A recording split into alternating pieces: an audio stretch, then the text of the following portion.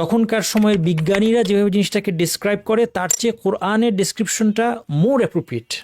তিনি বলছেন যে আমার এখনকার জ্ঞান নিয়ে, নবী মুহাম্মদ সাল্লাল্লাহু আলাইহি ওয়াসাল্লামের জ্ঞান না, কারণ সেই সময় তো মানুষের কোনো জ্ঞান ছিল না, কিন্তু আমার এখন যেই জ্ঞান আছে সেই জ্ঞান দিয়ে যদি আমাকে সেই যুগে পাঠানো হয় তাহলে আমি সেভাবে বর্ণনা করতে পারবো না যেভাবে কোরআন বর্ণনা করেছে। একজন নিরক্ষর মানুষ যিনি কিনা বিজ্ঞান সম্পর্কিত বেশ কিছু গভীর ঘোষণা ও বক্তব্য পেশ করেছেন যেগুলো আশ্চর্যজনক মাত্রায় নির্ভুল, এবং এই সব কিছু বর্ণনা করছেন নবী মুহাম্মদ সাল্লাল্লাহু আলাইহি ওয়াসাল্লাম, নিরক্ষর নবী। কখন বর্ণনা করছেন? যখন এগুলোর কোনো সায়েন্টিফিক নলেজ, আরবরা তো দূরে থাকুক, গোটা বিশ্বে এই নলেজ ছিল না তখন। সন্দেহ একটা জায়গা মাত্র, এই সন্দেহকে অজুহাত করে আপনি কি ইমান থেকে কুফরির দিকে চলে যাচ্ছেন, নাকি সত্যি আপনার ইমানের উপর অটল থাকার সদিচ্ছা আছে?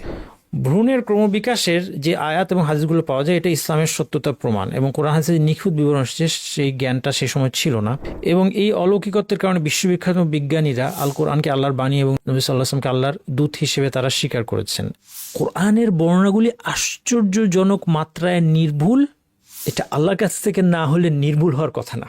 আল্লাহ তাআলা বলছেন, যারা আমার সন্তুষ্টির পথে সর্বাত্মক প্রচেষ্টা চালায় তাদেরকে আমি আমার সন্তুষ্টির একটা পথ না, আমার সন্তুষ্টির অনেকগুলো পথে পরিচালিত করব। মনে রাখবেন, যখনই শয়তান আপনাকে ওয়াসওয়াসা দিবে যে তুমি তো ভালো হতে চাচ্ছ, আল্লাহ তোমাকে পথভ্রষ্ট করে দিচ্ছেন, তখনই শয়তানকে প্রতিহত করবেন এই আয়াত দিয়ে। আল্লাহ কি অন্তরকে বাঁকা করে দেন, কিন্তু স্বেচ্ছাচারীভাবে না, এমনি এমনি না। কত মুসলিম সারা বিশ্বে, মুসলিমরা কেন আজকে মার খাচ্ছে? মুসলিমরা তো আল্লাহর পছন্দের মানুষ হওয়ার কথা, তারা তো আল্লাহ বিশ্বাস করে, তারা তো ভালো কাজ করে। যেটা দুশ্চিন্তা করার কথা না, এটা নিয়ে আমরা দুশ্চিন্তা করি। আমি হেদায়েত চাইলে, আমার মধ্যে ভালো থাকলে আল্লাহ আমাকে পথভ্রষ্ট করে দিয়ে, এটা আমার দুশ্চিন্তার কোনো দরকার নেই। আল্লাহ কখনো এটা করবে না। ওয়ালা ইয়াযলিমু রাব্বুকা আহাদা, আল্লাহ কারোর প্রতি জুলুম করেন না। ভাগ্যে বিশ্বাস, তাকদীরে বিশ্বাস কখনো অলস করে দেয় না, তাদেরকে কর্মঠ করে তুলে। আলহামদুলিল্লাহি রাব্বিল আলামিন ওয়া সাল্লাল্লাহু ওয়া সাল্লাম আলা নবিয়িনা মুহাম্মাদিন ওয়া আলা আলিহি ওয়া সাহবিহি আজমাইন। আমাদের আজকের আলোচনা খুব চমৎকার একটা হাদিসকে নিয়ে, যেটা হচ্ছে ইমাম নববীর 40 হাদিস সংকলনের 4th হাদিস। আমাদের এই আজকের হাদিসটা অত্যন্ত চমৎকার এই জন্য যে এই হাদিসে আমাদের সৃষ্টির শুরু এবং শেষ সম্পর্কে খুব গুরুত্বপূর্ণ কথা আছে। আমাদের 4 নম্বর হাদিসের আলোচনা আমরা শুরু করছি। 4 নম্বর হাদিসের প্রথম অর্ধেক নিয়ে আমরা এখানে আলোচনা করব। এই হাদিসটি বর্ণনা করেছেন ইবনু মাসউদ রাদিয়াল্লাহু আনহু, একজন অন্যতম একজন সাহাবীদের মধ্যে একজন আলেম ছিলেন। তিনি সাহাবীদের মধ্যে যারা বিশেষভাবে জ্ঞানী ছিলেন তাদের মধ্যে একজন হচ্ছেন ইবনে মাসউদ রাদিয়াল্লাহু আনহু। হাদিসটি শুরু হয়েছে এভাবে যে, আন আবি আব্দুর রহমান আব্দুল্লাহ ইবনে মাসউদ, আবু আব্দুর রহমানের বাবা আব্দুল্লাহ ইবনে মাসউদ রাদিয়াল্লাহু আনহু থেকে বর্ণিত, তিনি বলছেন, ক্বালা হাদাসানা রাসূলুল্লাহ সাল্লাল্লাহু আলাইহি ওয়াসাল্লাম ওয়া হুয়া সাদিকুল মাসদুক। রাসূলুল্লাহ সাল্লাল্লাহু আলাইহি ওয়াসাল্লাম আমাদেরকে জানিয়েছেন। এরপর কি জানিয়েছেন সেটা বলার আগে রাসূল সাল্লাল্লাহু আলাইহি ওয়াসাল্লামের দুটো বৈশিষ্ট্য তিনি উল্লেখ করলেন। ওয়া হুয়া সাদিকু আল মাসদুক, তিনি হচ্ছেন সত্যবাদী। সাদিক মানে যিনি সত্যবাদী, মাসদুক মানে হচ্ছে যিনি সত্যবাদী হিসেবে স্বীকৃত। রাসূলুল্লাহ সাল্লাল্লাহু আলাইহি ওয়াসাল্লামকে আল্লাহ সুবহানাহু ওয়া তাআলা তার সত্যবাদিতার স্বীকৃতি দিয়েছেন, এবং মুমিনরা তাকে সত্যবাদিতার স্বীকৃতি দিয়েছে। এবং মানুষ যদি নাজাত লাভ করতে চায় তাহলে তাদের জন্য রাসূলুল্লাহ সাল্লাল্লাহু আলাইহি ওয়াসাল্লামকে সত্য নবী বলে স্বীকৃতি দেয়া বাধ্যতামূলক। এরপর তিনি হাদিসের বক্তব্য শুরু করছেন। ইন্না আহাদাকুম, রাসূল সাল্লাল্লাহু আলাইহি ওয়াসাল্লাম কি বললেন?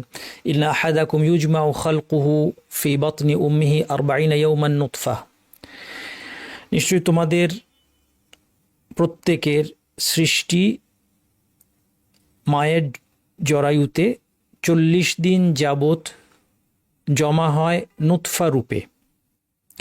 এখানে একটা গুরুত্বপূর্ণ পয়েন্ট আছে এই হাদিসে, যেটা আমাদের জানা দরকার। সেটা হচ্ছে এই যে নুতফা শব্দটা এখানে আমি লাল রং করেছি, তার কারণ কি? তার কারণ হচ্ছে এই শব্দটা মূল হাদিসের অংশ নয়। এই শব্দটা মূল হাদিসের অংশ নয়। এই হাদিসটা ইমাম বুখারী, ইমাম মুসলিম সহ আরও অন্যান্যরা বর্ণনা করেছেন। এই বর্ণনাগুলো যদি আপনি দেখেন, কোথাও এই নুতফা শব্দটা আপনি পাবেন না। ইমাম নববী রহমতুল্লাহ আলাইহি তার এই সংকলনে যখন হাদিসটি নিয়ে এসেছেন তখন নুতফা শব্দটি রেখেছেন। তিনি কেন রেখেছেন? কেননা এটা একটি বর্ণনায় পাওয়া যায়। এই নুতফা শব্দটা একটি বর্ণনায় পাওয়া যায়, যেই কিতাবের মধ্যে এই বর্ণনাটা পাওয়া যায় সেটা হচ্ছে মুস্তাখরাজ আবি আওয়ানা। মুস্তাখরাজ আবি আওয়ানা নামক একটি কিতাব আছে। এই কিতাবটা সহিহ মুসলিমের যে হাদিসগুলো, সহিহ মুসলিমের যে হাদিসগুলো, সেই হাদিসগুলোকে আবু আওয়ানা রহমতুল্লাহ আলাইহ, তিনি পরবর্তী যুগের একজন মুহাদ্দিস, তিনি এই সবগুলো হাদিসকে, সহিহ মুসলিমের সবগুলো হাদিসকে নিজস্ব সনদে বর্ণনা করেছেন, ওয়ার্ডিং ঠিক রেখে, মোটামুটিভাবে ঠিক রেখে নিজস্ব সনদে বর্ণনা করেছেন। কাজেই সহিহ মুসলিমের হাদিসগুলোই এই মুস্তাখরাজ কিতাবের মধ্যে পাওয়া যাবে, কিন্তু সেই সাথে কিছু জায়গায় ওয়ার্ডিংয়ের একটু হেরফের আছে। এই জন্য সেখানে একটা রেওয়ায়াতে, এই হাদিসের অনেকগুলো রেওয়ায়াত, অনেকগুলো সনদ, অনেকগুলো চেইন, তার মধ্যে একটা রেওয়ায়াতের মধ্যে নুতফা শব্দটি অতিরিক্ত এসেছে। এখানে দুইটা প্রশ্ন। প্রথম প্রশ্ন হচ্ছে যে এটা কেন আসলো, এক্সট্রা একটা শব্দ রাসূলুল্লাহ সাল্লাল্লাহু আলাইহি ওয়াসাল্লাম হাদিসের মধ্যে কেন আসলো। দ্বিতীয় আরেকটা প্রশ্ন এখান থেকে আসে, সেটা হচ্ছে এই শব্দটা থাকা বা না থাকার উপর হাদিসের অর্থের পরিবর্তন হয় কিনা।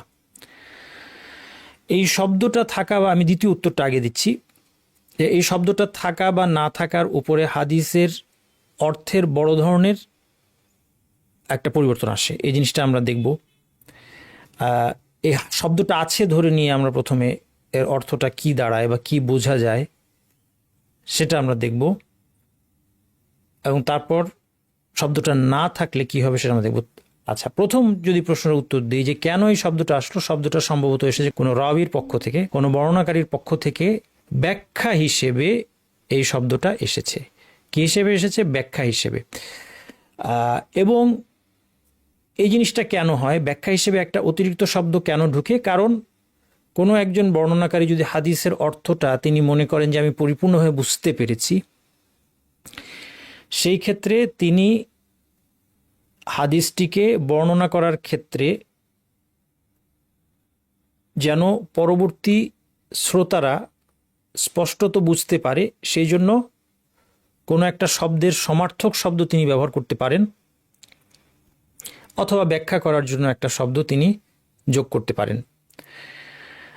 কাজেই কোনো একজন বর্ণনাকারীর পক্ষ থেকে ব্যাখ্যা হিসেবে তিনি যা বুঝেছেন হাদিসটা থেকে, সেটা যেন আরও স্পষ্টত বোঝা যায়, সেই জন্য এই শব্দটা সম্ভবত যুক্ত হয়েছে। এবং এটা ইটসেলফ খুব বড় কোনো অন্যায় হয়েছে এরকম না বিষয়টা। এবং অনেক হাদিসেই এই ধরনের ব্যাখ্যাসূচক দুই একটা শব্দ যোগ করার কারণে হাদিসের মূল অর্থের মধ্যে এর কোনো প্রভাব পড়বে না। কিন্তু কিছু হাদিসে এরকম একটা ব্যাখ্যাসূচক শব্দ যোগ করার কারণেও হাদিসের অর্থ সম্পূর্ণ পরিবর্তন হয়ে যেতে পারে, বিশেষত যেই হাদিসগুলোতে কোনো গাইবের বিষয় সম্পর্কে বলা হচ্ছে। আচ্ছা, এই হাদিসটা সম্পূর্ণ হচ্ছে গাইবের বিষয়ের সাথে। মায়ের পেটে একটা ভ্রূণের বিকাশ কিভাবে হয়, মায়ের পেটে একটা শিশুর জন্ম কীভাবে হয়, এই সংক্রান্ত হাদিসটা বর্তমানে এর একটা বড় অংশ আর গাইবের অন্তর্ভুক্ত নাই। এই হাদিসটায় আমরা যা কিছু দেখব, যে অসাধারণ বর্ণনাগুলো দেখব, এর মধ্যে একটা বড় অংশ এখন আর গাইব নাই। কাজে এটাতে আশ্চর্য হওয়ার কিছু নাই। গাইব বিষয়টা আপেক্ষিক, এতে আশ্চর্য হওয়ার কিছু নাই। যেমন আজকে আমাদের কাছে জান্নাত জাহান্নাম এগুলো গাইব, কিন্তু একদিন জান্নাত জাহান্নাম আর গাইব থাকবে না। ফেরেশতারা আমাদের জন্য এখন গাইবের জগৎ। এই জন্য আল ইমান বিল মালাইকা, ইমানের 6টি মূলনীতির একটি ফেরেশতার প্রতি বিশ্বাস। কিন্তু যখন মৃত্যু আসবে, সেই মৃত্যুর ক্ষণে এই পর্দাটা উন্মোচিত হয়ে যাবে। প্রত্যেকে তখন ফেরেশতাকে দেখবে, মালাকুল মাউতকে দেখবে, এবং ফেরেশতাদের একাংশকে তারা দেখবে।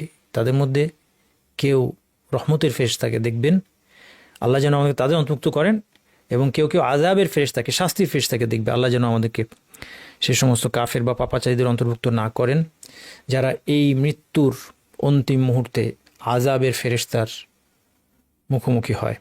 তাহলে মায়ের পেটে জরায়ুতে কি ঘটছে, এই হাদিসটা যখন বর্ণনা করা হচ্ছে, সাহাবীরা যখন বর্ণনা করছেন, তখন এটা গাইব, এটা অদৃশ্য। এই জন্য ইবনু মাসউদ হাদিসটা যে সত্য, এটা তাকিদ দেওয়ার জন্য, জোর দেওয়ার জন্য, যেহেতু গাইবের বিষয়ে বলা হচ্ছে, সেই জন্য তিনি শুরুতে হুয়া সাদিকুল মাসদুক একটা এক্সট্রা অ্যাট্রিবিউট তিনি আপনারা দেখলেন যে তিনি যোগ করেছেন, যে রাসূলুল্লাহ সাল্লাল্লাহু আলাইহি ওয়াসাল্লাম সত্যবাদী এবং তাকে সত্য বলে স্বীকৃতি দিতে হবে। এবং পরবর্তী যুগে আমরা যারা বা যেই বর্ণনাকারী নুতফা শব্দটি অ্যাড করেছেন, তার কাছেও এই ঘটনাটা কি ছিল? গাইব ছিল। এই জন্য এই ক্ষেত্রে এই ধরনের একটা ছোটোখাটো সংযোজনেও অর্থ বোঝার ক্ষেত্রে পরবর্তীতে বড় ধরনের সমস্যা তৈরি হতে পারে। বিশেষ করে সমস্যাটা প্রকট হয়ে দেখা দিবে যখন একটা সময় মানুষের কাছে এটার গাইব থাকবে না, যেমন বর্তমান সময়। সুতরাং বর্তমান সময় ঠিক মায়ের পেটে কী হয় এর অনেকটা জ্ঞান, এবং সেখানে যে এমব্রায়ো, তার আকার আকৃতি কেমন হয়, কয়দিনের মাথায় তার সাইজ কতটুকু হয়, এসব খুঁটিনাটি এখন ডাক্তাররা এবং বিজ্ঞানীরা জানে। এবং এরকম ক্ষেত্রে কোনো হাদিসকে যদি কেউ বর্তমান বিজ্ঞানের ফাইন্ডিংসের সাথে মেলাতে চায়, তার জন্য হাদিসের প্রত্যেকটা শব্দের বিশুদ্ধতা নিশ্চিত হওয়া অত্যন্ত জরুরি। এটার সাথে একটা সম্পূরক প্রশ্ন আসবে যে তাহলে এই যে একটা শব্দ অতিরিক্ত ঢুকে গেল একটা হাদিসের মধ্যে, এটা হাদিসের সংরক্ষণের উপর কোনো প্রভাব ফেলছে কিনা? জবাব হচ্ছে যে এই যে আমরা শব্দটা আইডেন্টিফাই করলাম যে এই শব্দটা অতিরিক্ত, মূল হাদিসে নাই, আমাদের এই ফাইন্ডিংটা অথবা আমাদের এই আবিষ্কার করতে পারাটাই প্রমাণ করে যে হাদিস শাস্ত্র পুরোপুরি সংরক্ষিত আছে, সন্দেহের কোনো কারণ নাই। কারণ একটু ভেবে দেখেন, যদি হাদিস শাস্ত্র আল্লাহর ইচ্ছায় আমাদের মুহাদ্দিসদের অক্লান্ত পরিশ্রমের কারণে যুগে যুগে এবং তাদের এক্সপার্টিজের কারণে পুঙ্খানুপুঙ্খভাবে সংরক্ষিত না হতো, তাহলে আজকে এই হাদিস বর্ণনার 1400 প্রায় 1450 বছর পরে এসে আমরা একটা শব্দকে চিহ্নিত করে বলতে পারতাম না যে এই শব্দটা মূল হাদিসে নাই। যেহেতু আমরা এটা বলতে সক্ষম হচ্ছি, এটাই প্রমাণ করে যে হাদিস সংরক্ষিত। এটা হাদিস সংরক্ষণের একটা, আমার জন্য ব্যক্তিগতভাবে একটা অসাধারণ প্রুফ। আচ্ছা, শব্দটা যে অতিরিক্ত ধরার উপায় কি? এই জিনিসটা হচ্ছে ইসনাদের কম্পারেটিভ স্টাডি। কোনো একটা হাদিসের মধ্যে যদি কোনো কারণে সন্দেহ হয় যে কোনো একটা শব্দ, অথবা কেউ জানতে চায় যে কোনো একটা শব্দ বা কোনো একটা বাক্য বা বাক্যাংশের মধ্যে কোনো ত্রুটি আছে কি না, আপাত দৃষ্টিতে সহিহ হাদিস নিয়ে আমরা এখন কথা বলছি, খেয়াল করেন। হাদিসটা যদি সহিহ না হতো, দুর্বল হাদিস, জাল হাদিস, এগুলো আগেই বাদ। এরপরে সহিহ হাদিসের মধ্যে কিছু সূক্ষ্ম ভুল থাকতে পারে এবং এগুলো ধরা হচ্ছে এক্সপার্টদের কাজ। এই সূক্ষ্ম ভুলগুলো আইডেন্টিফাই করার জন্য যে জিনিসটার দরকার হয় সেটা হচ্ছে ইসনাদের কম্পারেটিভ স্টাডি। অর্থাৎ একটা হাদিসের যত ওয়ার্ডিং এবং যত চেইন আছে সব জমা করে ফেলতে হবে এবং সবগুলো স্টাডি করতে হবে। সবগুলো স্টাডি করে এই হাদিসের ক্ষেত্রে দেখা গেল কি? দেখা গেল আপনিও এটা চেক করতে পারবেন। আপনি এখন বুখারি খুলেন, মুসলিম খুলেন, যেখানে যে নাম্বার পাবেন আপনারা, ওই নাম্বারে গিয়ে আপনারা খুঁজে দেখেন সেখানে আরবিতে নুতফা শব্দটি আছে কিনা। আপনি কোথাও পাবেন না। গোটা বুখারি সার্চ করে, মুসলিম সার্চ করে আপনি এটা পাবেন না, কোথাও পাবেন না। আপনি শুধুমাত্র একটা কিতাব, কোন কিতাবের নাম? মুস্তাখরাজ আবি আওয়ানা। এই কিতাবের মধ্যে আপনি একটা রিওয়ায়াতের মধ্যে এই নুতফা শব্দটা পাবেন।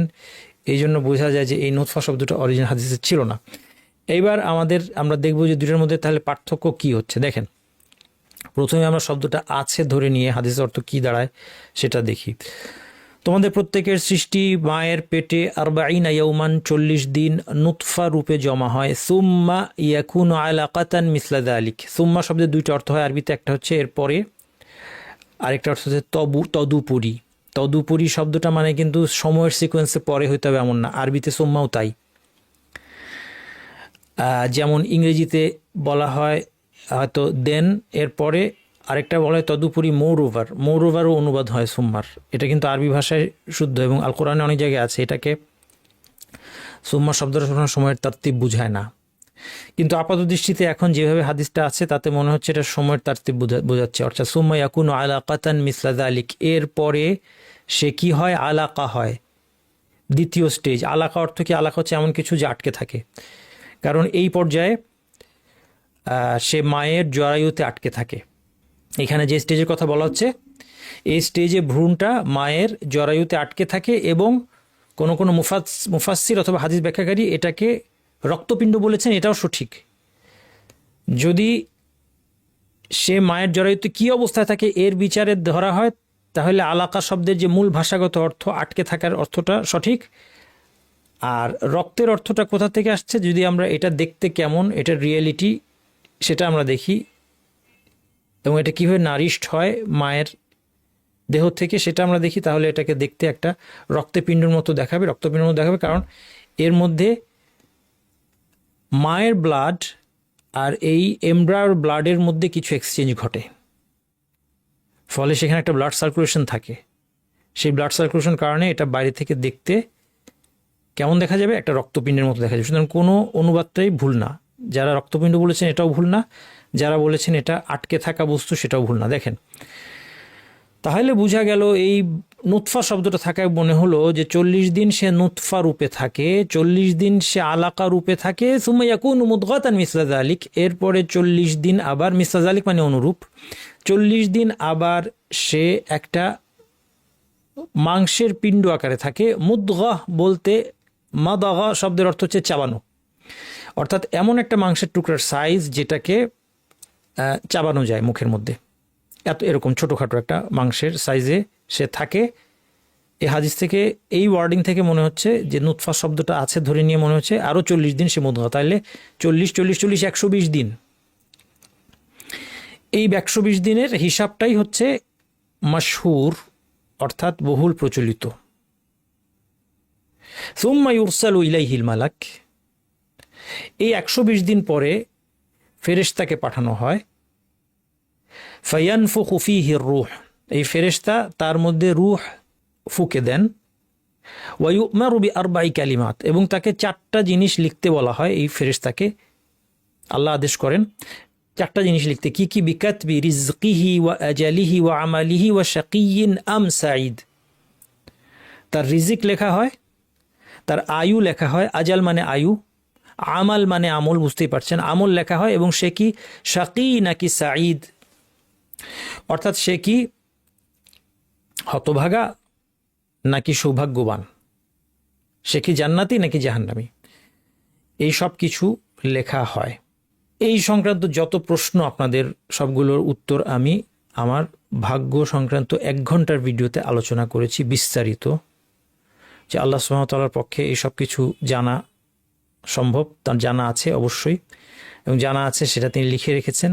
4টা ভাগ্যের স্টেজ সবসময় মনে রাখবেন: জ্ঞান, লেখনী, ইচ্ছা এবং সৃষ্টি।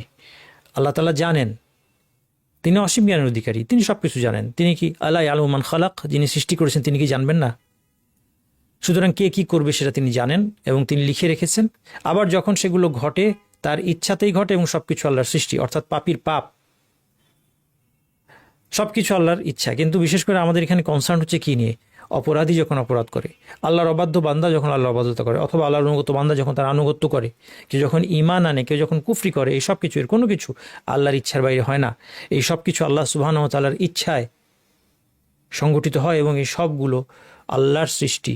আল্লাহু খালাকাকুম ওয়া মা তা'মালুন, আল্লাহ তোমাদেরকে এবং তোমরা যা কিছু করো এই সব কিছুকে আল্লাহ সৃষ্টি করেছেন। কোনো কিছু আল্লাহর সৃষ্টি এবং ইচ্ছার বাইরে না, সব কিছু আল্লাহর রাজত্বের মধ্যে। তারপরেও মানুষ তার কর্মের জন্য দায়ী। মানুষের স্বাধীনতা আছে, সীমিত পরিসরে বেছে নেওয়ার তার ক্ষমতা আছে। মানুষ তার সীমিত পরিসরে স্বাধীন, এবং মানুষ তার কর্মের জন্য দায়ী। এই বিষয়গুলো নিয়ে আমি ওই ভিডিওতে আলোচনা করছি। ভিডিওটা দেখতে হবে এবং আমাদের দেখার অ্যাটেনশন স্প্যান বাড়াতে হবে। এখনকার আমাদের অবস্থা কি? একসময় বলা হতো যে 40-45 মিনিটের বেশি লেকচার দিও না, কারণ মানুষ অ্যাটেনশন রাখতে পারে না, মনোযোগ রাখতে পারে না। এই অ্যাটেনশন স্প্যান কমতে কমতে এখন 1 মিনিটে চলে আসছে। এই জন্য মানুষ কি দেখে? শর্ট আর রিল দেখে। 1 মিনিট পরে তার নতুন কিছু দরকার হয়, ডোপামিন এডিকশন। তার ডোপামিনের নতুন সাপ্লাই দরকার হয়। আমাদেরকে অ্যাটেনশন স্প্যান বাড়াতে হবে, আমাদেরকে ডোপামিন অ্যাডিকশন থেকে বের হয়ে আসতে হবে যদি আমরা দিন সম্পর্কে জ্ঞান অর্জন করতে চাই, আমরা কাজের কিছু শিখতে চাই। আমাদেরকে মন দিয়ে বড় বড় লেকচার শোনা, বড় বড় বই পড়া, এগুলো অভ্যাস করতে হবে। যাই হোক, তাহলে এটা হচ্ছে যেটা এই হাদিস থেকে যদি নুতফা শব্দটা আছে ধরে নেওয়া হয়, তাহলে অ্যাপারেন্ট মিনিং দাঁড়াচ্ছে 120 দিন পরে ফেরেশতা আসেন, এমব্রয়ের মধ্যে বা ভ্রূণের মধ্যে প্রাণ দেন এবং এই 4টা জিনিস লেখেন। আচ্ছা, সমস্যা হচ্ছে এই হাদিসটা দেখেন, এটাও সহিহ মুসলিমের হাদিস। হুযায়ফা ইবনে আসীদ রাদিয়াল্লাহু আনহু নামে আরেকজন সাহাবীর হাদিস। এটা হুযায়ফা ইবনুল ইয়ামান, যিনি ফেমাস হুযায়ফা, তিনি না, আরেকজন সাহাবী, ওনার নাম হুযায়ফা। তিনি এই হাদিসে বলছেন, ইযা মাররা বিন নুতফাতি সিনতানি ওয়া আরবাউনা লাইলা, নুতফার উপর 42 রাত্রি অতিক্রম করলে বাআসাল্লাহু ইলাইহা মালাকান, আল্লাহ একজন ফেরেশতা পাঠান 42 রাত্রি পরে। ফাসাওয়ারাহা, ফেরেশতা তাকে গঠন করেন। ওয়া খালাকা সামাহা ওয়া সারাহা ওয়া জিলদাহা ওয়া লাহমাহা ওয়া ইযামাহা, এরপর তার শ্রবণ, দৃষ্টি, চামড়া, গোশত, মাংস, এগুলো মাংস, হাড়, এগুলো তৈরি করেন। সুম্মা ক্বালা ইয়া রাব্বি আযাকারুন আম উনসা, এরপর জিজ্ঞেস করেন যে এটা কি পুরুষ নাকি নারী হবে। এখানে একটা জিনিস বলে থাকি, বিজ্ঞানের ছাত্র অনেক থাকতে পারে, শয়তান ওয়াসওয়াসা দেওয়ার জন্য বসে আছে, এই জন্য বলছি যে এটা ছেলে হবে না মেয়ে হবে, এটা অনেক আগে ডিসাইডেড হয়ে গিয়েছে। যখন একজন পুরুষের স্পার্ম এবং নারীর যে এগটা আছে, ওভাম, এই দুইটা নিষিক্ত হয়েছে, সেই মুহূর্তে ডিসাইডেড যে সে পুরুষ না নারী। ক্রোমোজোম XY ক্রোমোজোম হলে ছেলে, XX ক্রোমোজোম হচ্ছে মেয়ে, এগুলো আপনারা বিজ্ঞানের ছাত্ররা জানেন। এবং অন্য একটা হাদিসে ইনফ্যাক্ট এর মেনশন আছে, ওটা আরেকটা মিরাকল, রাসূল সাল্লাল্লাহু আলাইহি সাল্লামের সত্যতার একটা মিরাকল, ওটার ইঙ্গিত আছে অন্য একটা হাদিসে। এই হাদিস দেখে আশ্চর্য হওয়ার কিছু নাই যে 42 দিন পরে কেন ফেরেশতা জিজ্ঞেস করছে, কারণ এটা ফেরেশতা জানা নাই, সিম্পল উত্তর।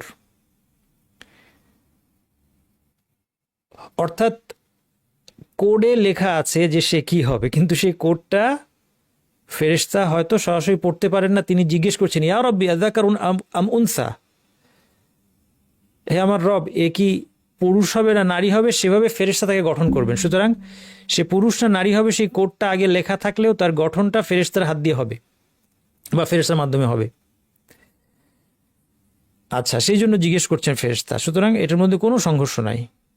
ফায়াকদি রাব্বুকা মা শাআ ওয়া ইয়াকতুবুল মালাক, আল্লাহ সুবহানাহু ওয়া তাআলা, তোমার রব যা খুশি সিদ্ধান্ত দেন, ফেরেশতা লিখে রাখেন। সুম্মা ইয়াকুল ইয়া রাব্বি আজালুহু, এবার জিজ্ঞেস করছে, হে আমার রব, তার আয়ু কি হবে। ফায়াকুলু রাব্বুকা মা শাআ ওয়া ইয়াকতুবুল মালাক, এটাও ফেরেশতা লিখে দেন। সুম্মা ইয়াকুলু ইয়া রাব্বি রিজকুহু, রিজক কি হবে। ফায়াকদি রাব্বুকা মা শাআ ওয়া ইয়াকতুবুল মালাক সুম্মা ইয়াখরুজুল মালাক বিস-সাহিফাতি ফি ইয়াদিহি, এইবার এই সাহিফাটা নিয়ে ফেরেশতা বের হয়ে যান।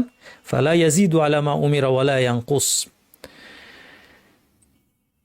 এবং তাকে যে আদেশ দেওয়া হয়েছে তার মধ্যে কোনো কম বেশি আর তিনি করেন না। এই লেখাটা, এই লেখনীটা এই ভ্রূণের জন্য কি হয়ে যায়, পার্মানেন্ট হয়ে যায়। দেখেন, একটা লেখনী আমরা জানি সৃষ্টির 50,000 বছর পূর্বে কিয়ামত পর্যন্ত যা হবে, আল্লাহ সুবহানাহু ওয়া তাআলা এই সব কিছু লিখে রেখেছেন। এই হাদিসটা আমরা আমাদের ভাগ্যের ভিডিওতে আলোচনা করেছি।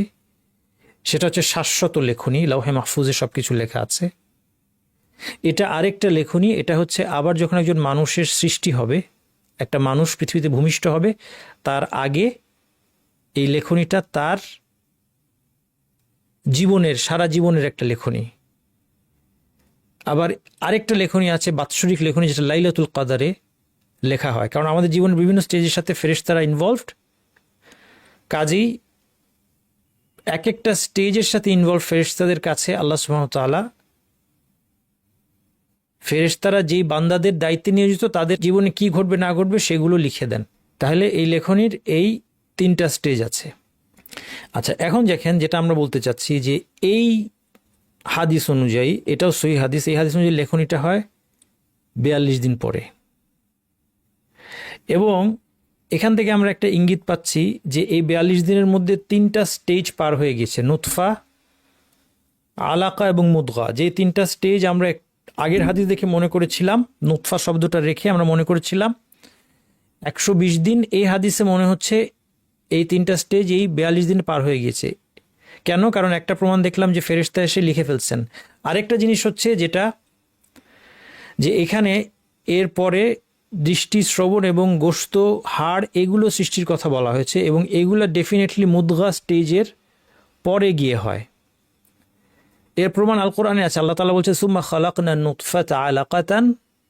আল কোরআনেও আল্লাহ সুবহানাহু ওয়া তাআলা এই ভ্রূণের স্টেজগুলো বর্ণনা করেছেন এবং আল্লাহ সুবহানাহু ওয়া তাআলা সেখানে বলছেন, একাধিক আয়াতে বর্ণনা করেছেন। এই আয়াতে সূরা মুমিনুন আয়াতে বলছেন সুম্মা খালাকনা নুতফাতা আলাকাতান, এরপর নুতফাকে আলাকায় পরিণত করি, ফা খালাকনাল আলাকাতা মুদগাতান, আলাকাকে মুদগা হিসেবে আবার সৃষ্টি করি, ফা খালাকনাল মুদগাতা ইযামান, এরপর মুদগার পরে গিয়ে সেটা হাড় হয়, ফা কাসাউনাল ইযামা লাহমা, এরপরে হাড়টাকে মাংস দিয়ে ঢেকে দেওয়া হয়, সুম্মা আনশানাহু খালকান আখার, তারপর একটা নতুন একটা অস্তিত্ব তাকে আমি দান করি, নতুন একটা সৃষ্টিরূপে সে বের হয়ে আসে। ফাতাবারাকাল্লাহু আহসানুল খালিকিন, সর্বোত্তম স্রষ্টা আল্লাহ কতই না কল্যাণময়। এই আয়াতটাও ইন্ডিকেট করছে যে হুযায়ফা ইবনে আসিদ রাদিয়াল্লাহু আনহুর হাদিসে যেই 42 দিনের কথা বলা হচ্ছে, বা 40 দিন বা 42 দিন, এই সময়টার মধ্যে 3টা স্টেজ চলে যায়, নুতফা, আলাকা এবং মুদগা, 3টা স্টেজ পার হয়ে যায়। এই জন্য আমরা যদি এখন আমাদের যে আলোচ্য হাদিস, ইমাম নববীর 40 হাদিস সংকলনের 4র্থ হাদিসে নুতফা শব্দটা নাই ধরে যেই রেওয়ায়াত, অরিজিনাল রেওয়ায়াত দেখি, এবং একটা বিশেষ রেওয়ায়াত আপনাদেরকে আমি দেখাবো, এটা আমি বলেছি বুখারীতেও আছে, মুসলিমেও আছে। এখন এই রেওয়ায়াতটা দেখেন, এবার অরিজিনাল মুসলিমের একটা রেওয়ায়াত নিয়ে আসছে আপনাদের সামনে। একটু আগে আপনারা যেটা দেখেছেন, এই যে এটা যেখানে নুতফা শব্দটা লাল রং করা আছে, এটা কোথা থেকে নিয়েছি? ইমাম নববীর 40 হাদিস সংকলন থেকে নিয়েছি। নুতফা শব্দের সোর্স কি আপনাদেরকে নাম বলেছি, মুস্তাখরাজ আবি আওয়ানা। এখন আপনাদের সামনে যেটা দেখাচ্ছি, এটা এই হাদিসের সহিহ মুসলিমের একটা বর্ণনা, এবং আমরা বলেছি বুখারী মুসলিম কোনো বর্ণনায় নুতফা শব্দটা নেই। তাহলে নুতফা শব্দটা ছাড়া এইবার একটা বর্ণনা আমরা দেখি। এখানে একই রকম শুরুটা, ইন্না আহাদাকুম ইউজমাউ খালকুহু ফি বাতনি উম্মিহি 40 ইয়াওমান, তোমাদের একজনের সৃষ্টি তার মায়ের গর্ভে 40 দিন যাবত একত্রিত হয়। একত্রিত হয় শব্দটা জামা, আরবি জামা শব্দটা অনুবাদ করা মুশকিল এখানে, কিন্তু এটা একদম এক্স্যাক্ট একটা ডেসক্রিপশন। কারণ নিষিক্ত হওয়ার পরে এটাকে জাইগোট বলে, সেটার মধ্যে সেল ডিভিশনের মাধ্যমে আস্তে আস্তে জিনিসটা জমতে থাকে, বড় হতে থাকে। এই জন্য জামা শব্দটা মানে প্রত্যেকটা শব্দ লক্ষ্য করার মতো। এবং এই সব কিছু বর্ণনা করছেন কে? নবী মুহাম্মদ সাল্লাল্লাহু আলাইহি ওয়াসাল্লাম, নিরক্ষর নবী। কখন বর্ণনা করছেন? যখন এগুলোর কোনো সায়েন্টিফিক নলেজ, আরবরা তো দূরে থাকুক, আরবরা তো সায়েন্স থেকে অনেক দূরের এক জাতি ছিল সেই সময়কার আরবরা। গোটা বিশ্বে এই নলেজ ছিল না তখন, সারা বিশ্বে কোথাও নলেজ ছিল না। এখানে বলা হচ্ছে কি 40 দিন থাকে। এইবার দেখেন এখানে নুতফা শব্দটা নাই, সুম্মা ইয়াকুনু ফি যালিকা। এখন এখানে কিভাবে আছে? সুম্মা ইয়াকুনু ফি যালিকা, অর্থাৎ এই সময়ের মধ্যে সে কি হয়? আলাকাতান মিসলা যালিক। সিমিলারলি সে এই সময়ের মধ্যে আলাকা হিসেবেও থাকে। সুম্মা ইয়াকুনু ফি যালিকা মুদগাতান মিসলা যালিক। ফি যালিক, এই সময়ের মধ্যেই, অর্থাৎ এই 40 দিনের মধ্যে সে মুদগাও হয়, অর্থাৎ 40 দিনের মধ্যে 3টা স্টেজ পার করে। সুম্মা ইউরসালুল মালাকু ফায়ানফুখু ফীহি রূহ ওয়া ইউমারু বিআরবা'i কালিমাত। বাকি যা সেম, বাকিটা আর পড়ার দরকার নাই। কাজেই দেখেন এখন নুতফা বাদ দিয়ে, এবং আপনারা অনুবাদ দেখতে পাচ্ছেন, আমি আরবি থেকে আপনাদেরকে বুঝিয়ে দিলাম জিনিসটা। নুতফা বাদ দিয়ে যেই রেওয়ায়াত, এবং এটাই সঠিক রেওয়ায়াত, এবং সবাই এভাবেই হাদিসটা বর্ণনা করেছেন, ওই যে বললাম ওই একটা রেওয়ায়াত ছাড়া। তাইলে এই রেওয়ায়াত অনুযায়ী গেলে এই হাদিসের সাথে, এটা কোন হাদিস? এই হাদিসটাকে আমরা আইডেন্টিফাই করবো ইবনু মাসউদের হাদিস, তাই না? 2টা হাদিস আমাদের, এখন 2টা হাদিসের মধ্যে সমন্বয় হতে হবে। একটা হচ্ছে হুযায়ফা ইবনে আসিদের হাদিস রাদিয়াল্লাহু আনহু, আরেকটা ইবনু মাসউদ রাদিয়াল্লাহু আনহু হাদিস। এখন আমরা ইবনু মাসউদ হাদিসের বেশিরভাগের যে বর্ণনা, সেই বর্ণনায় যদি আমরা ফিরে যাই যেখানে নুতফা শব্দটা নাই, এখন আর আমাদের কোনো প্রবলেম নাই। দুইটা একই কথা বলছে, দুইটা হাদিসের মধ্যে আমাদের সমন্বয় হয়ে গেল। এই জন্য হাদিসের সঠিক অ্যানালাইসিস করতে পারা অত্যন্ত জরুরি। অনেকে একটা হাদিস নিয়ে কখনো এমন হতে পারে যে সন্দেহের মধ্যে পড়ে যান, এরপর সেই সন্দেহ দূর করার চেষ্টা না করে, জ্ঞানীদেরকে প্রশ্ন না করে আগেই ধরে নেন যে তাহলে আমি আর হাদিস মানব না এবং পথভ্রষ্ট হয়ে যান। এটা সাধারণত অন্তরের বক্রতার কারণে হয়। আল্লাহ সুবহানাহু ওয়া তাআলার কাছে আমরা অন্তরের বক্র থেকে আশ্রয় চাই।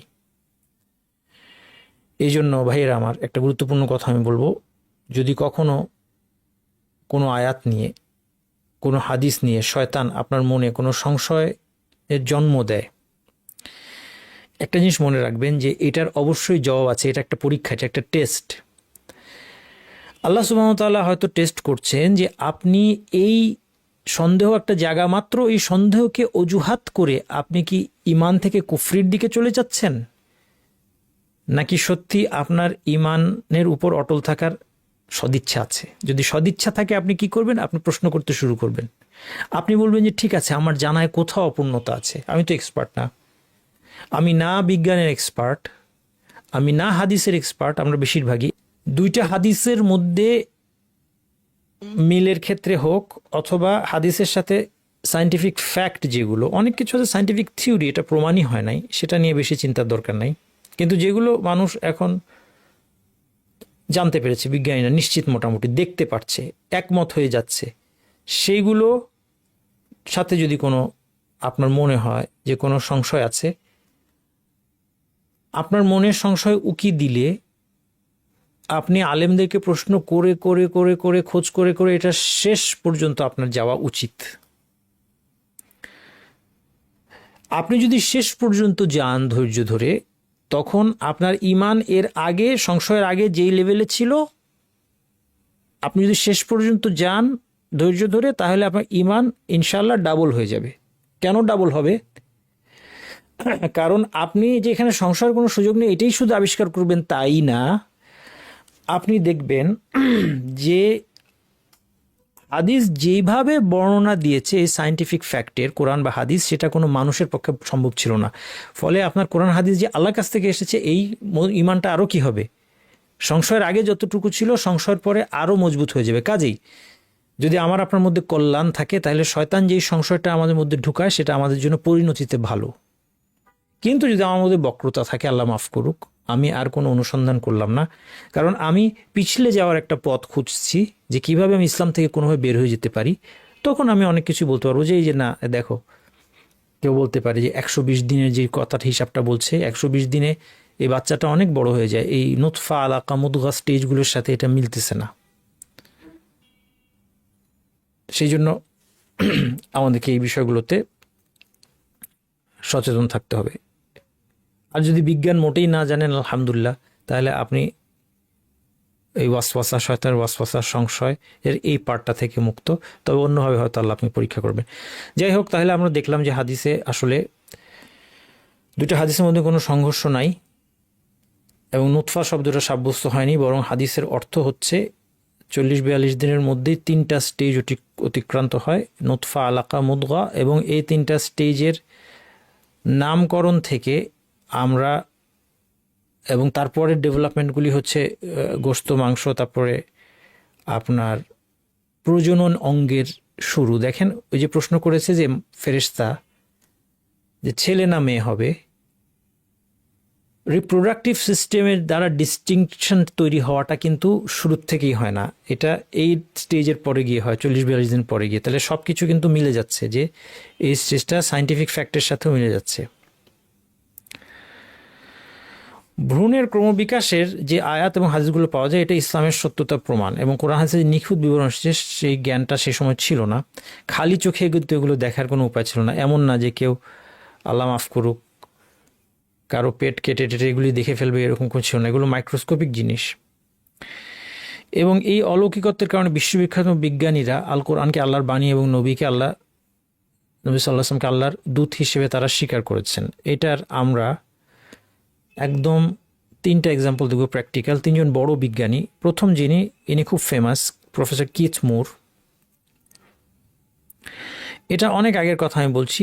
প্রফেসর কিথ মুর উনি মারা গিয়েছেন 2019 সালে, আমি দেখলাম, গুগল সার্চ করে দেখলাম।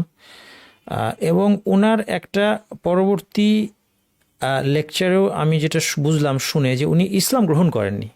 এটা ভুল বুঝবেন না। দেখেন, কোরআনকে আল্লাহর বাণী হিসেবে স্বীকার করলেই, নবী মুহাম্মদ সাল্লাল্লাহু আলাইহি ওয়াসাল্লামকে আল্লাহর মেসেঞ্জার হিসেবে স্বীকার করলে কিন্তু মুসলিম হয় না। আমরা একটা জিনিস দেখেছিলাম, খেলা ছিল লা ইলাহা ইল্লাল্লাহ 7টা শর্ত, এর মধ্যে কবুল এবং ইনকিয়াদ ছিল। প্রথমত সাক্ষ্য তো দিতে হবে। সুতরাং কেউ যদি বলে যে হ্যাঁ আমি কোরআন আমি বিশ্বাস করি, আল্লাহর বাণী, নবী মুহাম্মদ সাল্লাল্লাহু আলাইহি ওয়াসাল্লাম আল্লাহর রাসূল বিশ্বাস করি, এটুক বলা মানে কিন্তু সাক্ষ্য দেওয়া না। তাকে অফিসিয়ালি সাক্ষ্য দিয়ে ইসলাম প্রবেশ করতে হয়। আশহাদু আল্লা ইলাহা ইল্লাল্লাহ, এবং সাক্ষ্য কি? কোরআন আল্লাহর বাণী, এই সাক্ষ্য না। আমি সাক্ষ্য দিচ্ছি যে আল্লাহ ছাড়া ইবাদতের যোগ্য কোনো ইলাহ নেই, এবং মুহাম্মদ আল্লাহর রাসূল। মুহাম্মদ আল্লাহর রাসূল বললেই কোরআন আল্লাহর বাণী, এটা হয়ে গেল। এবং তারপরে যে শর্তগুলো আছে তার মধ্যে দেখেন, শুধু জ্ঞান থাকলে হবে না, শেষে গিয়ে কি ইনকিয়াদ, ইসলামের গণ্ডির মধ্যে চলে আসতে হবে, আনুগত্য শুরু করে দিতে হবে। কাজেই কেউ যদি ধরেও নেই, প্রথমত উনি হয়তো সাক্ষ্য দেননি, আর যদি কেউ সাক্ষ্য দেয়ও তারপর আনুগত্য না করে, সেও কিন্তু আর মুসলিম থাকছে না। কাজেই ইনারা যে 3জন বিজ্ঞানীর কথা বলবো, 3জনই বিশ্ববিখ্যাত বিজ্ঞানী, মানে অজ্ঞাত কোনো লোক না। এবং তারা কোরআন এবং নবী মুহাম্মদ সাল্লাল্লাহু আলাইহি ওয়াসাল্লাম কি সাক্ষ্য দিয়েছেন সেটা দেখেন। তারপরে হয়তো তারা ইসলাম গ্রহণ করেনি, সেটা তাদের ব্যক্তিগত ব্যাপার, কারণ অনেকের ব্যক্তিগত অনেক দর্শন থাকে, কিন্তু তাদের সাক্ষ্যটা আমাদের জন্য, আমাদের ইমানকে সাপোর্ট দিবে। তার ইয়েগুলো এখানে দেখতে পাচ্ছেন, আপনারা লেখাই আছে তার প্রোফাইল। তিনি এমব্রিওলজি অ্যানাটমি প্রফেসর, তার বিখ্যাত বই ডেভেলপিং হিউম্যান, এটা ছাত্ররা পড়ে। এবং তিনি কানাডার একটা ইউনিভার্সিটির প্রফেসর ইমারিটাস, সেখানে 8 বছর তিনি অ্যানাটমি বিভাগীয় প্রধান হিসেবে কর্মরত ছিলেন। এগুলি অনেক আগের কথা। দেখেন 1984 সালে তিনি জেসিবি গ্র্যান্ড অ্যাওয়ার্ড লাভ করেন। প্রফেসর ইমারিটাস কাকে বলে? যারা একটা বিশ্ববিদ্যালয়ে অধ্যাপনা করার পরে সম্মানসূচক, তাকে, তিনি যখন রিটায়ার করেন তখন তাকে সম্মানসূচক একটা প্রফেসর হিসেবে তাকে নিয়োগ দেওয়া হয়। এটা কোনো অফিসিয়াল ডিজিগনেশন না, এটা একটা সম্মানসূচক খেতাব। এবং তিনি ক্যানাডিয়ান এবং American association of anatomist and council of the union of biological সায়েন্সের মতো বহু আন্তর্জাতিক সংস্থার পরিচালক হিসেবে দায়িত্ব পালন করেছেন। মোট কথা এক নামে তাকে তার যুগে সবাই চিনত, এরকম একজন ব্যক্তি। এবং তার লেখা বই আছে, ছাত্ররা পড়ে, ওয়েল নোন। তাকে যেটা করা হয়েছিল সেটা হচ্ছে যে, দেখেন, খুব বুদ্ধিমান মতো কাজ করেছেন একজন মুসলিম আলেম,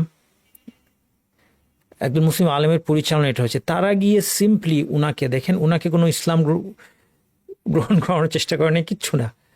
উনাকে গিয়ে তারা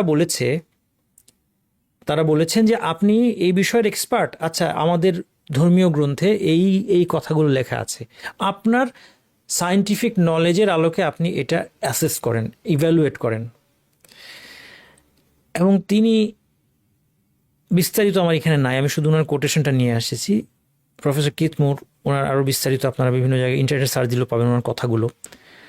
যে উনি বলেছেন যে আমার কাছে অনেক কিছু মনে হয়েছে যে ঠিক পরিচিত না, আল কোরআন যেটা বলছে সেটা পরিচিত না আমার কাছে। অ্যান্ড দেন আমি আল কোরআনের ডেসক্রিপশনেটাকে মাথায় রেখে আবার জিনিসটা স্টাডি করতে গিয়ে তিনি অবাক হয়ে দেখেছেন যে তখনকার সময়ের বিজ্ঞানীরা যেভাবে জিনিসটাকে ডিসক্রাইব করে তার চেয়ে কোরআনের ডেসক্রিপশনটা মোর অ্যাপ্রোপ্রিয়েট। এবং সেই জন্য তিনি, এইটা তার স্টেটমেন্ট, ইংলিশ অরিজিনালটা আছে আর আমি বাংলাটা করেছি আপনাদের জন্য, কোরআনে বর্ণিত মানুষের বৃদ্ধি সংক্রান্ত বক্তব্যগুলো বোধগম্য করে তোলার ব্যাপারে সাহায্য করতে পারে অত্যন্ত আনন্দিত।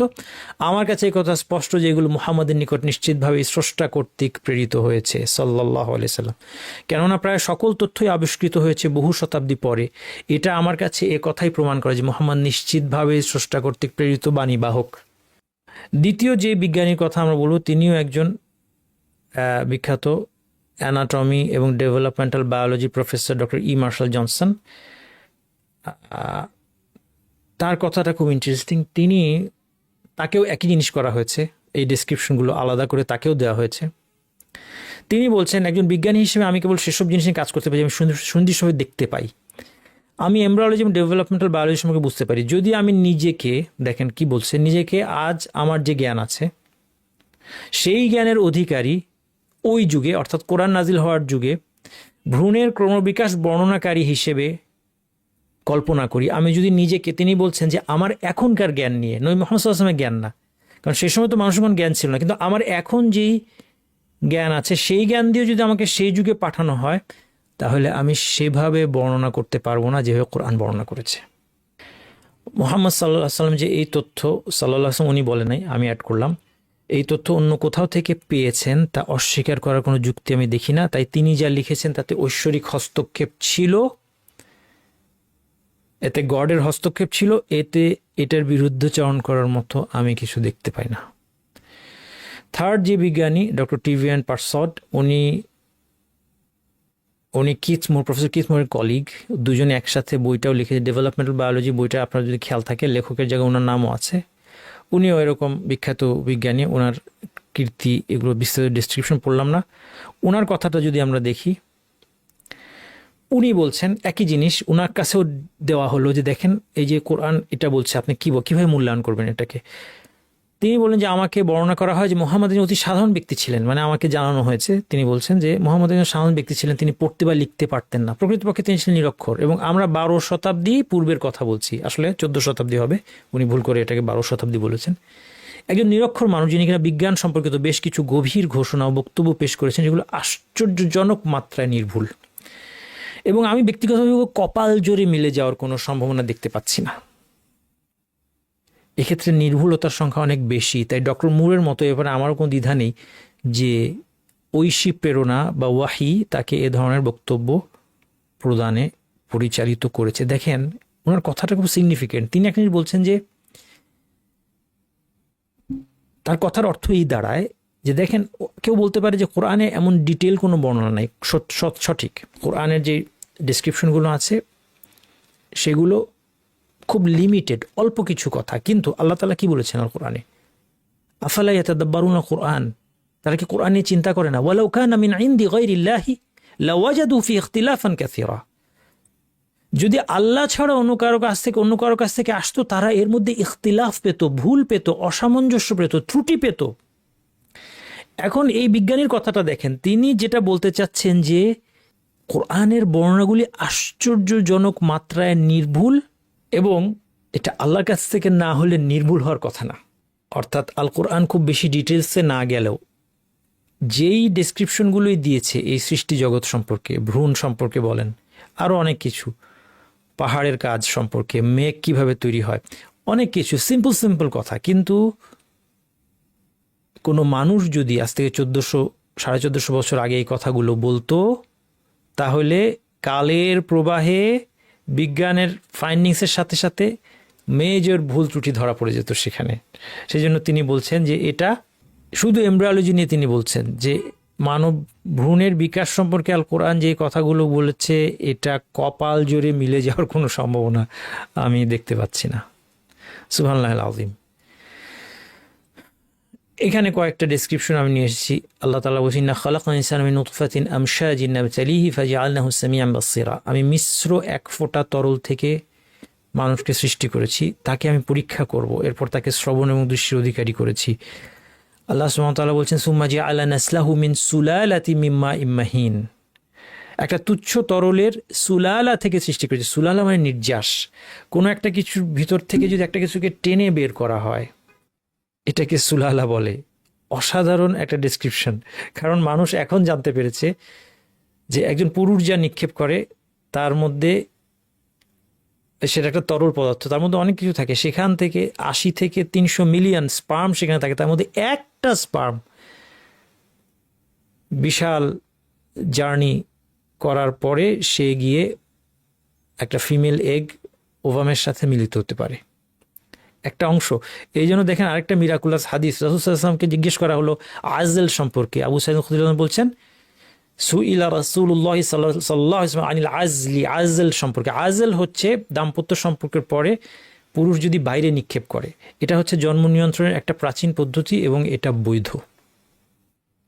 তাকে প্রশ্ন করা হচ্ছে আজল সম্পর্কে, রাসূল সাল্লাল্লাহু আলাইহি ওয়াসাল্লাম বললেন, মা মিন কুল্লিল মা ইয়াকুনুল ওয়ালাদ, সন্তান তৈরির জন্য পানির পুরোটা, মা বলতে আরবিতে শুধু পানি না, তরলকেও বোঝায়, এটা মাথায় রাখবেন।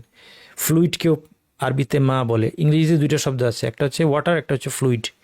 বাংলায় পানি এবং তরল, আরবিতে দুইটার জন্য মা শব্দটা ব্যবহার হয়। তো সুতরাং এই তরলের পুরোটা দরকার হয় না, রাসূল সাল্লাল্লাহু আলাইহি ওয়াসাল্লাম জানাচ্ছেন। হ্যাঁ, এগুলো এমব্রায়োলজি ভ্রূণবিদ্যার সাথে সংশ্লিষ্ট অলৌকিকত্ব, নুতফা, আলাকা এবং মুদগা, হাড় এবং মাংসের গঠনের পর্যায়ের যে বিবরণটা আছে, এটা এখনকার মাইক্রোস্কোপে দেখার পর বিজ্ঞানীরা যেই ছবিগুলো দিয়েছেন তার সাথে অসাধারণভাবে মিলে যায়। এটা নিয়ে আপনারা আরও আপনার পড়াশোনা করতে পারেন চাইলে, আমি বিস্তারিত এখানে আর বলছি না। এই পর্যায়গুলোর সময়ের কালও খুব সুন্দর মিলে যায় ছবির সাথে। 40 দিন 42 দিনের মধ্যে এই 3টা পর্যায় পার হয়। বীর্যের সবটুকু প্রয়োজন না হওয়ার বিষয়টা, এটাও একটা মিরাকল। এবং 42 দিন পর যে হুযায়ফা ইবনে আসিদের হাদিস আমরা দেখেছি, 42 দিন পর চেহারা, দৃষ্টি, শ্রবণ, মাংসপেশি, চামড়া, হাড়ের গঠন শুরু হয়, ছেলে মেয়ের প্রজনন অঙ্গের পার্থক্য স্পষ্ট হয়। এগুলি সব হুযায়ফা ইবনে আসিদের হাদিসে আমরা পেয়েছি।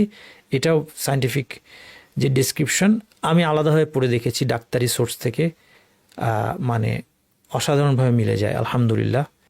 এইবার আমি হাদিসের দ্বিতীয় অংশে চলে আসি, ফাওয়াল্লাহিল্লাযী লা ইলাহা গায়রুহু। এইবার দেখেন হাদিসের প্রথম অংশে একটা ভ্রূণের সৃষ্টির ক্ষেত্রে 2টা দিক বর্ণনা করা হয়েছে। একটা হচ্ছে তার গঠনগত দিক, নুতফা, আলাকা, মুদগা এগুলো। দ্বিতীয় দিকটা হচ্ছে যেটা তার তাকদীরের সাথে রিলেটেড, লেখনী।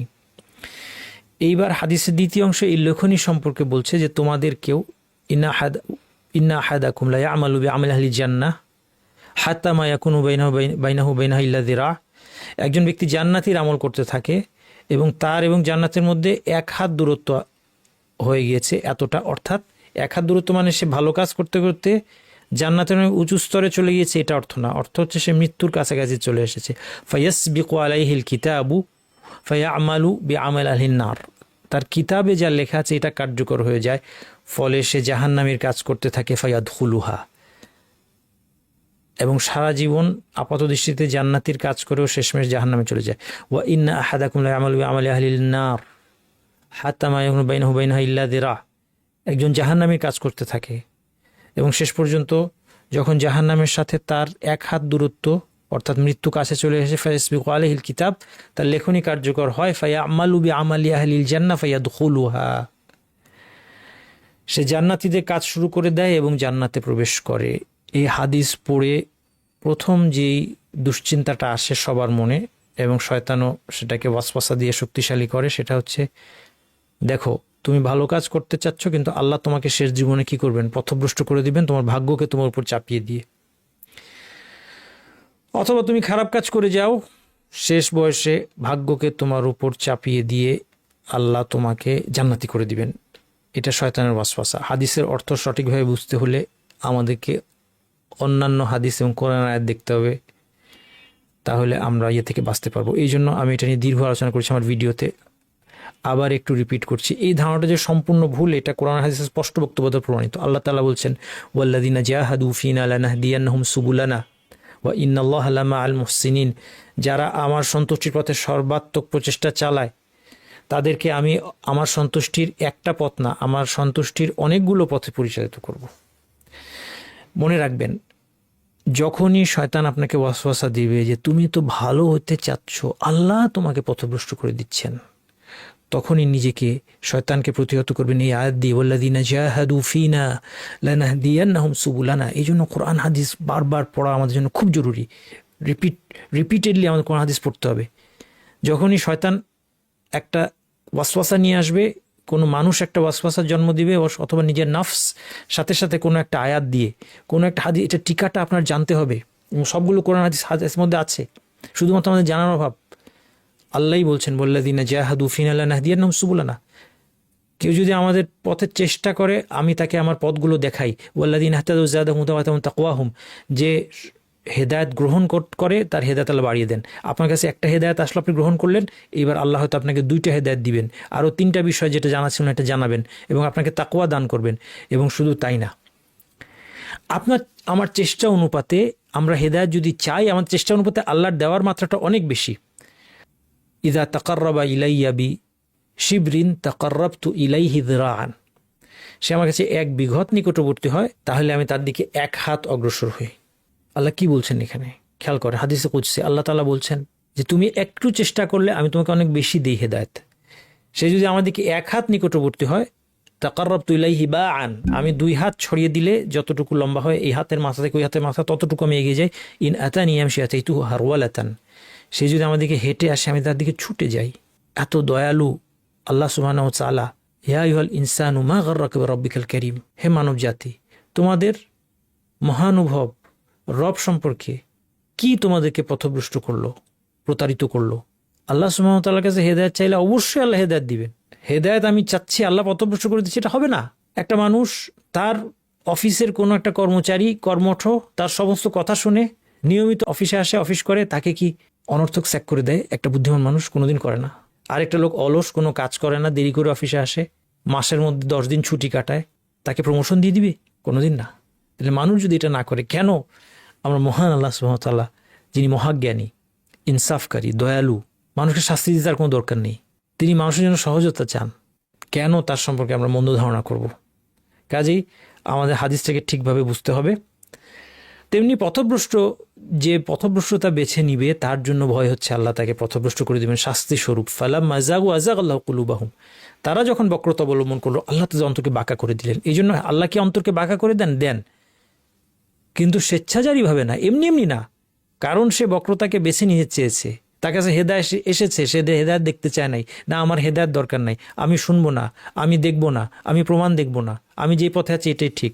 সে বক্রতা অবলম্বন করেছে, সত্যকে অস্বীকার করেছে, করতে করতে এক পর্যায়ে আল্লাহ তার অন্তরকে সিল করে দেন। এটাও ভয় পেতে হবে। তাহলে যে হাদিসে বলা হলো যে ভালো কাজ করতে করতে জান্নাতের নিকটবর্তী হয়ে গিয়েছে, তা সত্ত্বেও তার লেখনী বিজয়ী হয় এবং শেষ বয়সে সে জাহান্নামীদের কাজ করতে করতে জাহান্নামী, তার ব্যাখ্যা কি? এই ব্যাখ্যা বোঝার জন্য এই হাদিসটা দেখেন। আন সাহল ইবনে সাঈদ সাঈদী রাদিয়াল্লাহু আনহু, সাহল বিন সাদ আস-সাঈদী রাদিয়াল্লাহু আনহু তিনি বলছেন, আন্না রাসূলুল্লাহ সাল্লাল্লাহু আলাইহি ওয়াসাল্লাম ইলতাকা হুয়া ওয়াল মুশরিকুন, মুশরিকদের সাথে রাসূলুল্লাহ যুদ্ধ হলো। ফাকতাতালু ফালামা মালা রাসূলুল্লাহ সাল্লাল্লাহু আলাইহি ওয়াসাল্লাম আসকারিহি ওয়া মালা আল-আখারুন আসকারিহিম ওয়া ফি আসহাবি রাসূলুল্লাহ সাল্লাল্লাহু আলাইহি ওয়াসাল্লাম রাজুলুন লা ইয়াদাউ লাহুম শাযাতান ওয়ালা ফাযাতান ইল্লা তাবাআহা ইয়াদরিবুহা বিসাইফি। যুদ্ধের বিরতিতে যখন রাসূলুল্লাহ সাল্লাল্লাহু আলাইহি ওয়াসাল্লাম তার ক্যাম্পে ফিরে গেলেন, মুশরিকরা তাদের ক্যাম্পে ফিরে গেল, সাহাবীদের সাথে একজন ব্যক্তি ছিল, সে খুব বীরত্ব দেখিয়ে যুদ্ধ করছিল। যেই শত্রু বাহিনী থেকে বের হয়ে আসে তাকেই সে তলোয়ার দিয়ে আঘাত করছে, খুব বীরত্বের সাথে যুদ্ধ করেছে।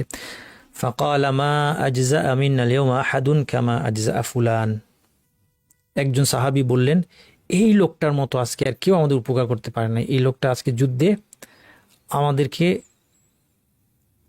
অনেক উপকৃত করেছে। ফাকাল রাসূলুল্লাহ সাল্লাল্লাহু আলাইহি ওয়াসাল্লাম আমা ইন্নাহু মিন আহলিন নার, রাসূল সাল্লাল্লাহু আলাইহি ওয়াসাল্লাম বললেন যে সে জাহান্নামী। ফাকাল রাজুলুন মিনাল কওমি আনা সাহিবুহু, এখন সাহাবীদের কাছে জিনিসটা স্বাভাবিকভাবে কষ্টকর লাগলো যে এটা কিভাবে সম্ভব, তাই না? আমরা যেমন চিন্তা করি যে এত ভালো মানুষ, মুসলিম, কত মুসলিম সারা বিশ্বে, মুসলিমরা কেন আজকে মার খাচ্ছে? মুসলিমরা তো আল্লাহর পছন্দের মানুষ হওয়ার কথা, তারা তো আল্লাহ বিশ্বাস করে, তারা তো ভালো কাজ করে। আমরা যেভাবে চিন্তা করি সেভাবে মুসলিমদের কেন এত বিপদ আপদ? সাহাবীরাও নিশ্চয়ই ভেবেছেন, তাদের কাছে খারাপ লেগেছে যে এই লোকটা এত বীরত্বের সাথে আল্লাহর রাস্তায় জিহাদ করলো, লড়াই করলো, যেটা ভালো কাজে একটা অনেক বড় দরজা, সে কিভাবে জাহান্নামী হবে? ফাকাল রাজুলুন মিনাল কওমি আনা সাহিবুহু, একজন ব্যক্তি তার ইমান আছে, রাসূল সাল্লাল্লাহু আলাইহি ওয়াসাল্লাম হ্যাঁ যে এটাই হবে, আমি এই জন্য দেখবো, কিন্তু আমি এটার প্রমাণটা দেখবো যেন আমার ইমানটা মজবুত হয়। সে বললো যে আমি তার সাথে সাথে যাবো। ফাখারাজা মাহু কুল্লামা ওয়াকাফা মাহু ওয়া ইযা আসরা মাহু, তার সাথে সাথে থাকলো, সে যেখানে যায় সেখানে যাচ্ছে, তার সে দৌড় দিলে সেও দৌড় দিচ্ছে। ফাজুরি হার রাজুলু জুরহান শাদীদান, সে দেখলো যে এই লোকটা এক সময় লড়াই করতে করতে খুব বড় ধরনের একটা সে আঘাত পেল। ফাস্তাজালাল মাউত, এখন সে আর সহ্য করতে পারলো না, সে মৃত্যুকে ত্বরান্বিত করার জন্য কি করলো? ফাওয়াদা নাসলা সাইফিহি বিল আরদি ওয়া যুবাবাহু বাইনা সাদিয়াইহি সুম্মা তাহামালা আলা সাইফিহি ফাকাতালা নাফসা, সে তরবারের উপরে তার নিজের ভর ছেড়ে দিয়ে আত্মহত্যা করলো। ফাকালা, এরপর সে ফিরে এসে, মাঝখানে আমি হাদিসটাকে সংক্ষেপ করে ফেলেছি, পুরো হাদিসটা আপনারা বইতে পেয়ে যাবেন ইনশাল্লাহ। সে ফিরে এসে বলল, আশহাদু আন্নাকা রাসূলুল্লাহ, আমি সাক্ষ্য দিচ্ছি যে আপনি আল্লাহর রাসূল। রাসূল সাল্লাল্লাহু আলাইহি ওয়াসাল্লাম বললেন যে কি ব্যাপার? তখন বলল, ঘটনা বলল। তখন রাসূলুল্লাহ বললেন, ইন্নার রাজুলা লা ইয়ামালু আমাল আহলিল জান্নাহ ফীমা ইয়াবদুলিন নাস। এটা হচ্ছে ব্যাখ্যা, এই লাইনটা হচ্ছে ব্যাখ্যা। এই যে লাইনটা দেখেন, আমি এখানে বোল্ড করে দিয়েছি। নিশ্চয়ই কোনো ব্যক্তি মানুষের দৃষ্টিতে জান্নাতের কাজ করে, ওয়াহু আমিন আহলিন নার, কিন্তু আসলে জাহান্নামী। তার মানে বাস।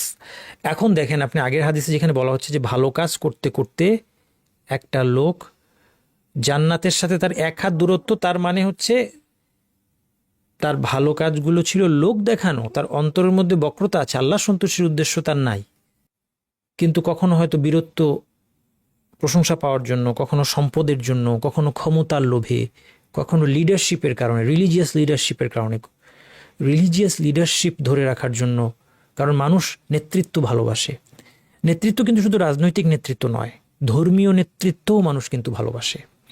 আর ধর্মীয় নেতৃত্বের লোভে অনেক সময় একজন মানুষ অন্যের কাছে নিজেকে ধার্মিক হিসেবে তুলে ধরে মানুষের দৃষ্টিতে ভালো কাজ করতে থাকে, কিন্তু তার অন্তরে বক্রতা আছে।